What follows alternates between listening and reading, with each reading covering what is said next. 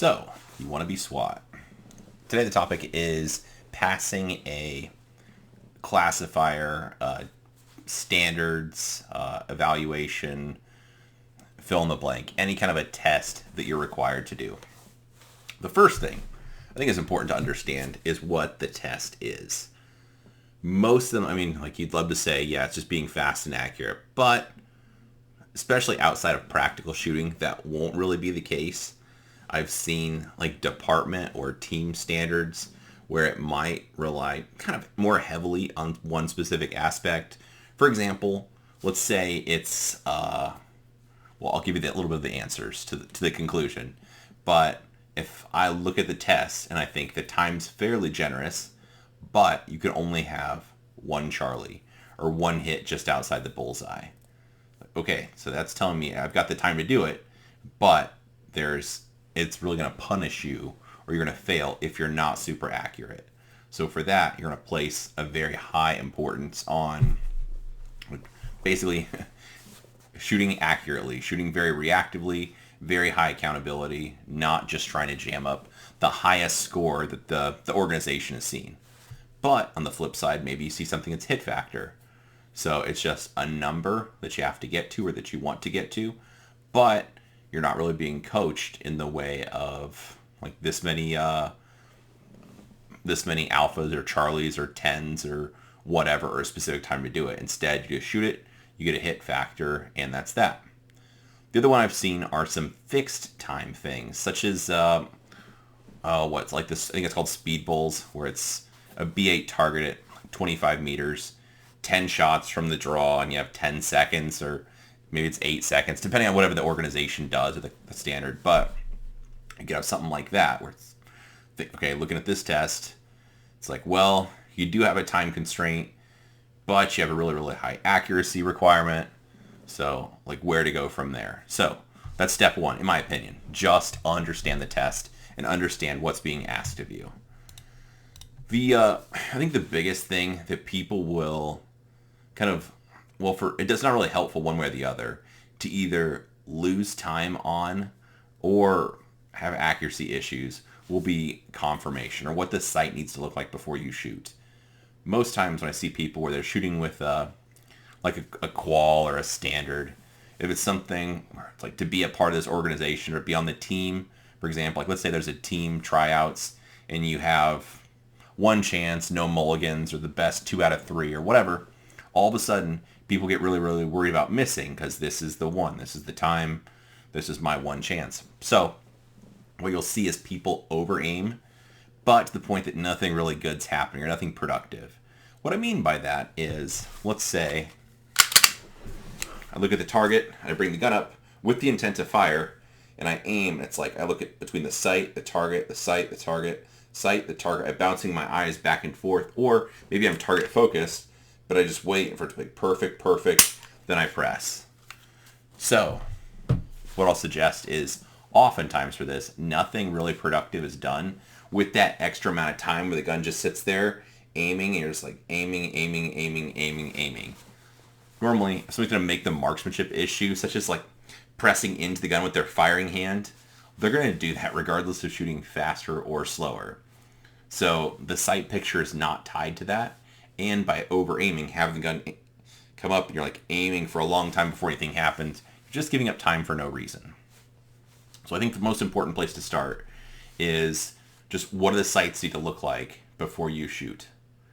Give you some examples. Let's say it's a 7-yard, an L Prez or a bill drill. What do you think the sight needs to look like before you start shooting at 7 yards on a USPSA-ish A-zone? I'll suggest just seeing the color of your sight. So I look there, I just see the color streak up. And even though it's still kind of streaking, once the sight gets, or I see red touch the spot I'm looking at, good to get on the trigger, especially for that distance. Now, let's say it's a B8 target. You're doing that speed bowl, I think is the right verbiage. 10 shots on a B8 target, 25 meters, 10 seconds. For that, for most people, other than the very, very most experienced, probably that color confirmation is not going to be appropriate. Instead, probably want to shoot a bouncing ball for what the sight looks like. So I'm looking at the spot, the sight comes up, the sight just stops. So kind of like the dot starts to look like a dot. And as it's stopping, then I press the trigger. And then the second shot will be that same confirmation. So the sight lifts, and kind of as soon as that ball bounces back, then I press the trigger, and the sight just keeps bouncing as I laser focus where I want the bullets to go. So I'd have really high accountability, and again, the sight would just bounce like a ball. Going back to the previous one, the previous example, a 7-yard bill drill, reacting to color is what I think we should do for the first shot. The second shot, that bouncing ball, would be what some people would do, but it's too much time wasted. Be pressing the trigger, let the sight lift, it comes back down, I see it as I see it coming back down, or I register it's coming back down, then I press the trigger. Instead, I'll suggest color confirmation was appropriate for the first shot, and it would be appropriate for follow-up shots also. So it'd be just pressing the trigger for color of the sight for 6 shots would be appropriate on that target.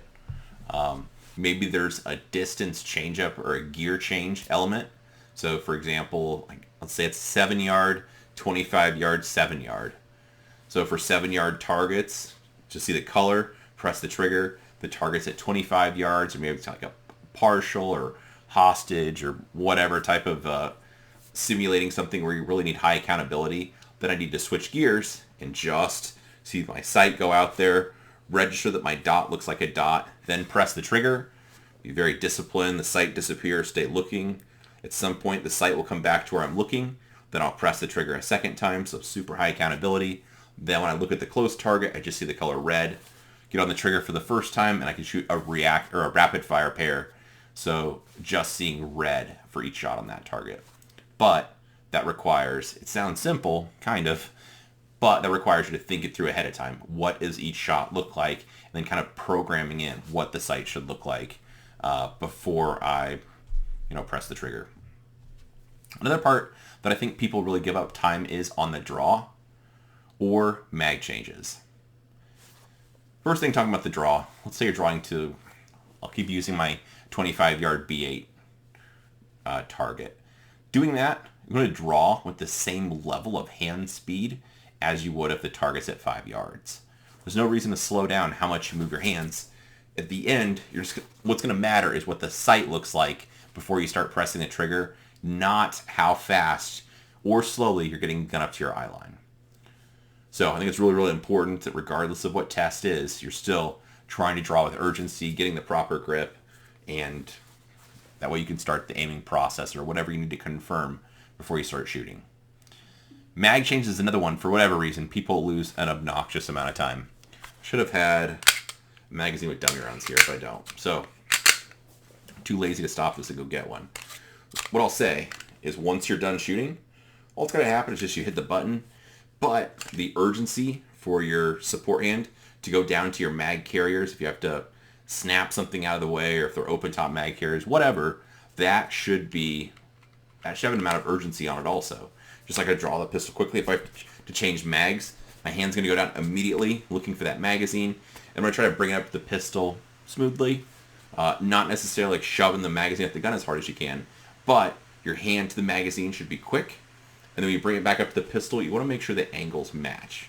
For example, if I hold my pistol like this, my magazine comes out of the pouch, then I'll have to turn it and make the angles match before they go together. So I want to have the mag well kind of pointed towards where the magazines will be coming from. That will help a long way there. Let's see. So other things that are important are fixed time. I'll keep laboring here at my speed bowls example. The first time I shot that in a class, I didn't really know, 10 shots in 10 seconds, okay, let's say the draw is 1.2, what are the splits going to say? I'm shooting even 50 splits. I got more than enough time to do this. This sounds super easy. But off the rip, I did this in a class, it's a Caliber 4 class. My first time doing it, it was like 7 seconds, I think, 6 or 7, where I got done. I kind of just color confirmation, and they were all on paper. It was like a high 80s score, but I think he wanted us to be like 94 or higher, and I think I was 88, if memory serves, somewhere around there. And the feedback was I was just doing color confirmation. I'd used, let's say, 6 or 7 seconds of the 10 seconds allowed. So in that example, I wasn't really programmed properly for what the test was. Then the next set through, my next turn, I did it, I don't remember the exact, it was 8 something. And I remember just like watching the sight like a bouncing ball, and that I was mid 90s, maybe I think 94, 96, somewhere in there was my score. So anyway, I did I think it was 92 that he wanted us to be above. But anyway, I did it the second try that I had in the class. But the important part was understanding.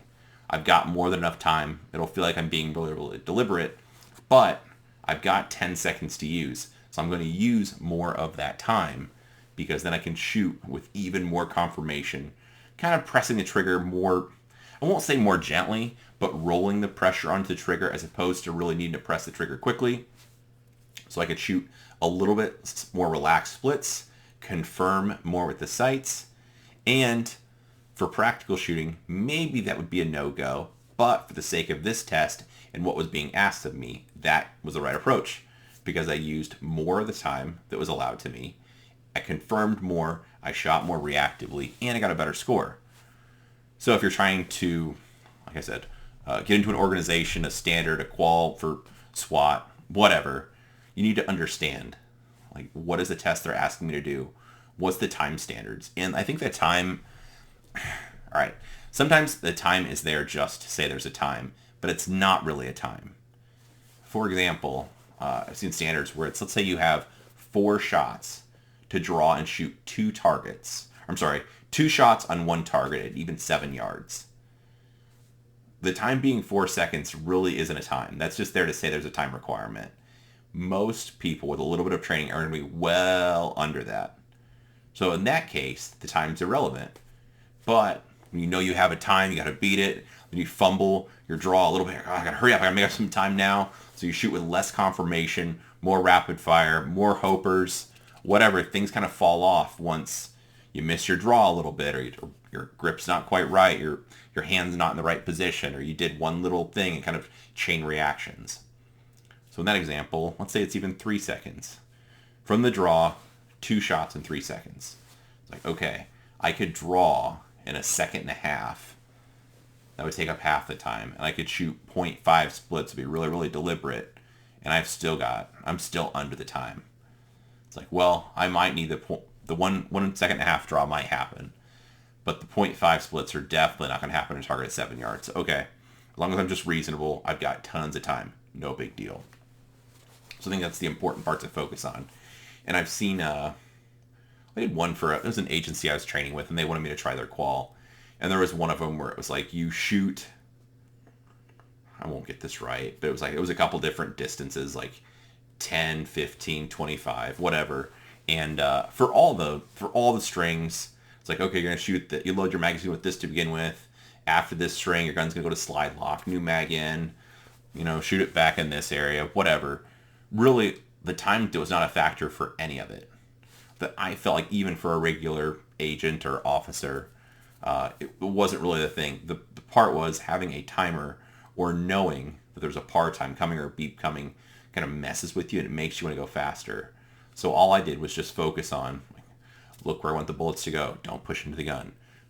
Make sure I remember what's being asked of me and just stick to the plan. Because for that example, the time was not really, it wasn't the issue. I had the time. Just make sure I do the shooting correctly. So hopefully it gives you something to think about. If you're wanting to pass for an agency standard qualification or a yearly type of qual or something you have to pass. Again, just to summarize, understand what the test is. Of course, you can practice it at home. That's very, very beneficial. But look at what's really being asked of you. Is it an actual time requirement, or you just be disciplined to pick what kind of sight, like what kind of sight picture you need to use and how you're going to address each target. Then you just pick a plan for how you think, how you want to address the targets. Do your very best to stick to the plan.